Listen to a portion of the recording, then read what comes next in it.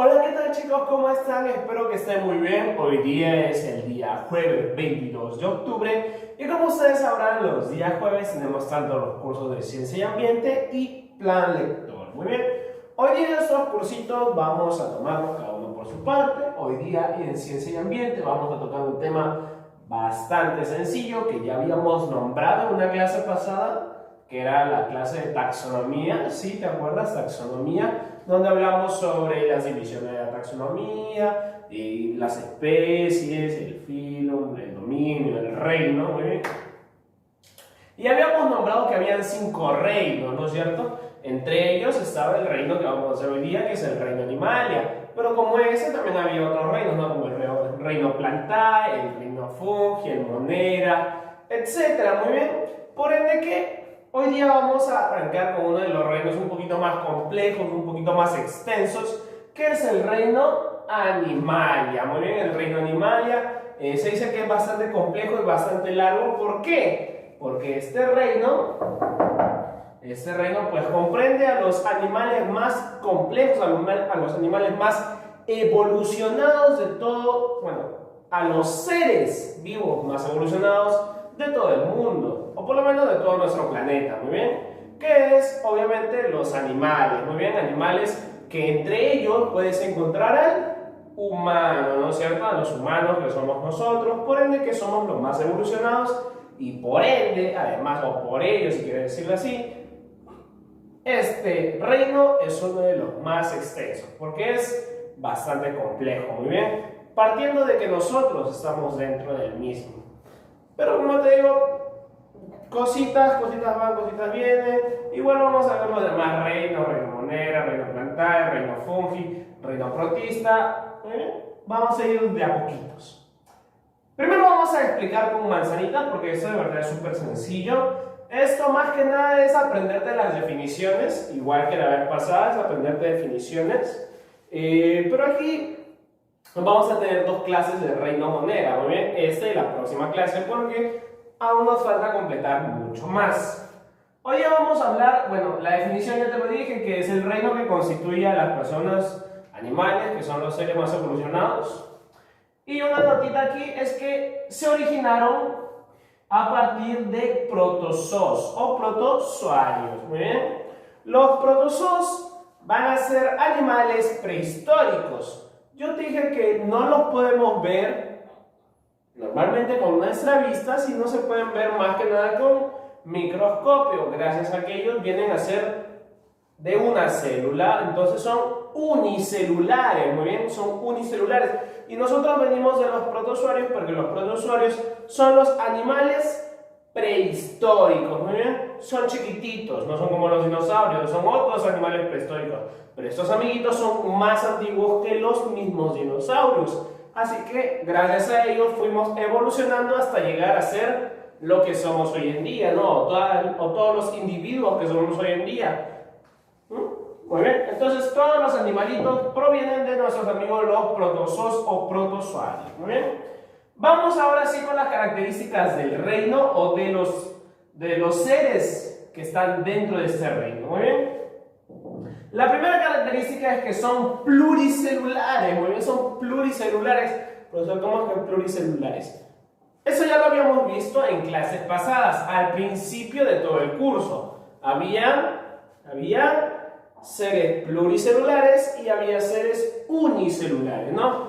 Seres unicelulares, aquellos que solo tienen una celulita, y seres pluricelulares son aquellos que tienen más celulitas, ¿no es cierto? Como nosotros los humanos somos seres pluricelulares, nosotros tenemos un montón de células. Igual los demás animales, ¿no? El perro, el gato, el elefante, el conejo, todos ellos son pluricelulares, por ende que una de las características del reino es que sus seres que están dentro de ellos son seres pluricelulares.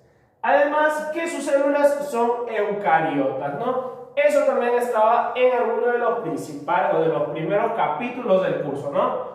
Eucariota eran las células complejas, ¿no? Las que tenían más partecitas, tenían organelas y etcétera. Tenía un núcleo, etc. En cambio, también había otras células que eran las células procariotas, ¿no? Las procariotas son las células antiguas, arcaicas, pasadas, ¿no es cierto? Las que no eran tan complejas, no eran muy evolucionadas, eran células, como te dije, no, arcaicas, antiguas. Esas son las células procariotas. Pero las que tienen nosotros, o por lo menos las que nosotros tenemos, porque nosotros estamos dentro del reino animalia, las que nosotros tenemos son eucariotas, muy bien, son eucariotas. Entonces, una de las características u otra de las características de este reino es que las células de sus seres, que están dentro de este reino, son eucariotas. Muy bien, por ende que son las células más evolucionadas y también conocidas como células más complejas. Muy bien, las células más complejas de todas. ¿Listo? Más complejas. Son heterótrofos. Ajá, esta es una palabrita nueva. De esto sí no hemos hablado. A ver, un ser heterótrofo es aquel ser que no crea su propio alimento. Profesor, ¿a poco hay seres que crean su propio alimento? Pues claro, las plantitas, por ejemplo, ellas crean su propio alimento a través de la fotosíntesis. Muy bien, las plantitas hacen fotosíntesis junto con los minerales y los rayitos del sol y ellas mismas crean su propio alimento. En cambio nosotros no podemos crear nuestro propio alimento. Tú tienes agüita y sol y no vas a hacer fotosíntesis porque no eres una planta. ¿Muy bien? Tú lo que necesitas es alimento externo, como por ejemplo carnes, legumbres, frutas, verduras. Muy bien, tú comes todo eso. Y eso no lo haces tú, sino lo hace la naturaleza o está presente en otros animalitos. Muy bien, por ende que tú no haces tu propio alimento. Muy bien, tú no haces tu propio alimento. Por ende que eres heterótrofo. Heterótrofo, como ya te dije, es aquel que no crea su propio alimento. Se desplazan en algunas etapas de su vida, ¿no bien? Sí, obviamente, como todo ser o como todo animalito, tú te vas a desplazar alguna vez en toda tu vida, ¿no? Por ejemplo, yo antes vivía en el distrito de Los Olivos y ahora me desplacé aquí al distrito de San Juan de Lurigancho. Ahora, un desplazamiento no necesariamente tiene que ser que te cambies de vivienda. También puede ser, no puede ser, pero no necesariamente es eso, sino que también te puede ser de un distrito a otro, ¿no? Por ejemplo, yo el año pasado, pues estaba en la universidad presencial, pues me tenía que ir al distrito de San Miguel y regresar a mi casa e ir otra vez, por ende que me desplazaba. Y también los animales hacen eso, ¿no es cierto? Los animales también se desplazan. Por ejemplo, las aves cuando hay época de frío, hay una época de congelado, por Suni, por Janca, las aves vienen abajo, o sea que salen de ese lugar a irse a otro lugar, o viceversa, ¿no? Tal vez algunas aves van en bandadas y por ende que se desplazan, muy bien, se desplazan, van de un lugar a otro. A los animalitos también se desplazan, por ende que todos los seres que están dentro de este reino se desplazan alguna vez en su vida, por lo menos, ¿no? Por lo menos. Y ya, esas son las 4 características de nuestro reino animal. Muy bien. Ahora sí, vamos a los criterios de clasificación. Los criterios de clasificación es como nosotros clasificamos a nuestros amigos los animales. Estos animalitos van a ser clasificados según la presencia de huesos, según su reproducción, según su alimentación y etcétera. Muy bien. Hoy día vamos a ver dos criterios de clasificación. Ya la próxima haremos otros 2 criterios de clasificación, más la división de cada uno, la división del reino animal. Muy bien. Así que vamos a ir por el primer criterio de clasificación, que es según la presencia de huesos. Muy bien. Aquí tenemos a los vertebrados y a los invertebrados. Muy bien. Los vertebrados van a ser aquellos animalitos que, como dice su nombre, tienen vértebras, ¿no es cierto? Vertebrados, o sea que tienen vértebras. ¿Y cuáles eran las vértebras? Te estarás preguntando. Porque eso también lo hemos visto en este cursito, en la parte de la anatomía. Muy bien, la anatomía de nuestro cuerpo. ¿Cuáles son nuestras vértebras? Nuestras vértebras forman parte de, o son los que constituyen a nuestra columna vertebral, ¿no es cierto? Yo te enseñé la columna vertebral. Se llama columna vertebral porque está conformada por vértebras, ¿no es cierto? Vértebras. Entonces los animalitos vertebrados también van a tener sus vértebras, por ende que tienen huesos, ¿o bien? Tienen huesos.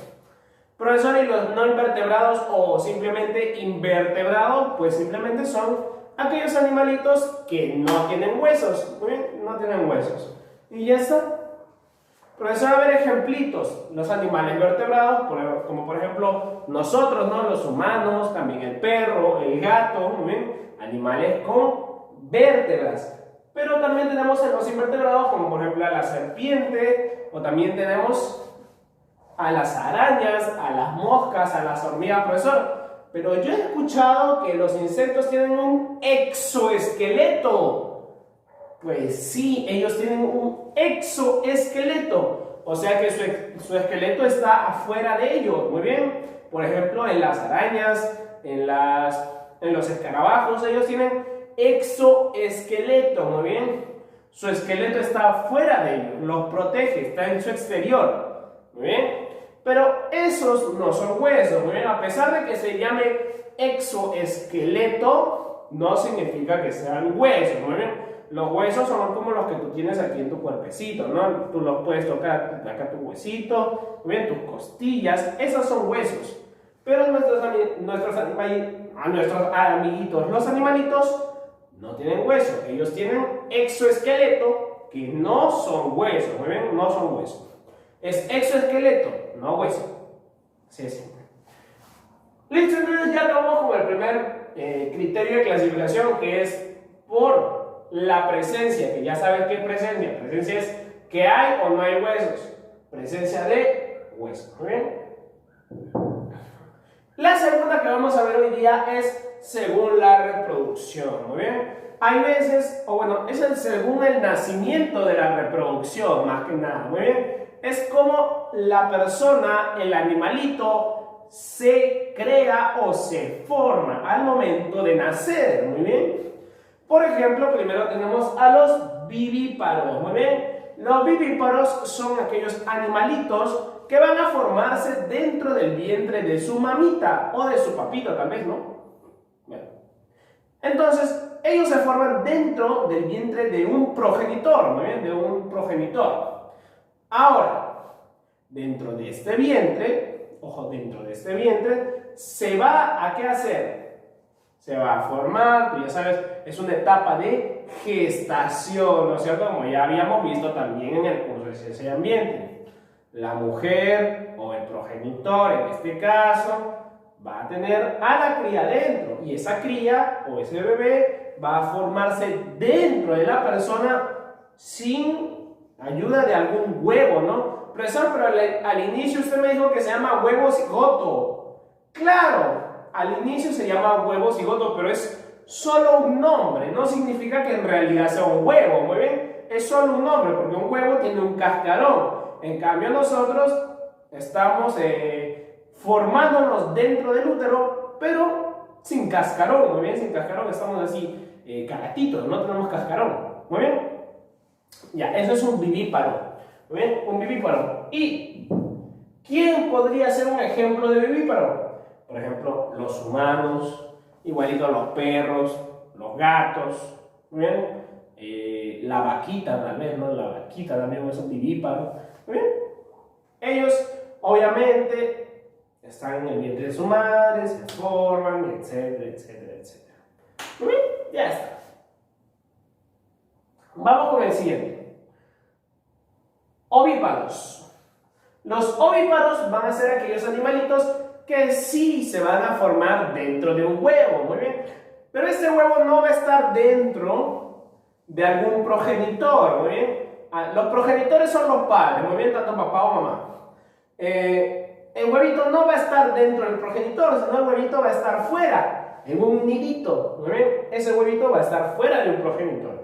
Va a estar ahí y ahí en ese huevito se va a formar, ¿no es cierto? Se va a formar, ¿quiénes? Pues las crías. Las crías. Mi profesor, a ver, ejemplitos de esto, pues ejemplos hay varios, ¿no? Como por ejemplo las palomas, el avestruz, la iguana, el cocodrilo, las hormigas, todos ellos ponen huevos, ¿no? Y los huevos están al exterior. Por ende que son ovíparos. Ovíparos. Y por último tenemos a nuestros amigos los ovovíparos. Muy bien. Los ovovíparos van a ser animales que también se forman en huevos. Pero estos huevitos no van a estar al exterior, o sea, no van a estar en un nido, no van a estar ahí afuera, sino que estos huevitos van a permanecer dentro del progenitor. Muy bien, van a estar dentro del progenitor. O sea que van a estar dentro de quienes son sus papitos, muy bien, o sea, o bueno, su mamita, capaz, ¿no?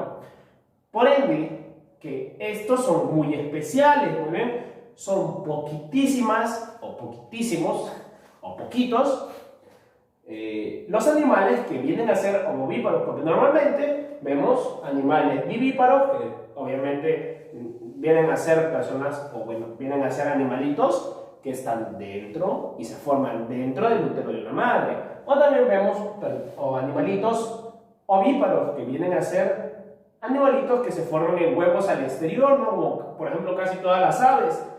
Y los ovíparos pues casi son muy raros o muy extraños de ver, muy bien, son muy extraños de ver. Como te dije, se forman en huevos, muy bien, se forman en huevos, pero estos huevos no están afuera, porque normalmente tú ves ahí los huevitos de un codorniz o los huevitos de un pingüino, ¿no? Pero en cambio los ovíparos no vas a poder ver el huevo porque el huevo está dentro del mismo progenitor, muy bien, está dentro del mismo progenitor. Por ende, que hay poquitos, muy bien, hay poquitos. Entre ellos podemos ver a nuestro amigo el ornitorrinco, ¿no es cierto? El ornitorrinco, y también a la equidna, muy bien, a la equidna, que son los dos más representativos de esta clase de animalitos, también los ovovíparos. Ornitorrinco y equidna son literalmente uno de los pocos, como les dije, casi no hay, así que de especies, los más importantes que deseo que te aprendas aquí son el ornitorrinco y la equidna. Muy bien, el ornitorrinco y la equidna. Ahí está. Entonces, esa ha sido la clasificación según la reproducción de los animales, ¿no es cierto? De los animales. Y por último, ya hicimos los dos que teníamos que hacer hoy día. Pero por último vamos a ver un poquito. Hace tiempo que no vemos uno, ¿no? Hace tiempo que no vemos uno. Los dice, y los autótrofos. ¿Qué son los autótrofos? Bueno, esto sale un poquito más del tema. Viene más que nada por la partecita de acá, ¿no? Que dice heterótrofos. Autótrofo va a ser la contraparte de heterótrofo. Muy bien. Mientras que un heterótrofo iba a ser aquel ser vivo que no puede crear su propio alimento, ¿no? Como por ejemplo nosotros. Nosotros no creamos nuestro propio alimento. Pero en cambio, sí hay seres autótrofos que crean su propio alimento, como por ejemplo las plantitas, ¿no? Las plantitas son los más representativos porque ellos hacen su fotosíntesis. Mientras que los heterótrofos somos nosotros los animales, muy bien, los animales. Por ende que nosotros no hacemos nuestro propio alimento. Eso era una aclaración, ¿no? Por si acaso tenían curiosidad. Y bueno, eso ha sido la clase de hoy. Ya sabes, tienes que lavarte tus manitas. No tienes que salir afuera y si lo vas a hacer ocupas tu tapabocas o mascarilla. Cuida mucho a mamita, yo papito, viceversa también. Y conmigo va a ser hasta otro video. Así chicos, nos vemos.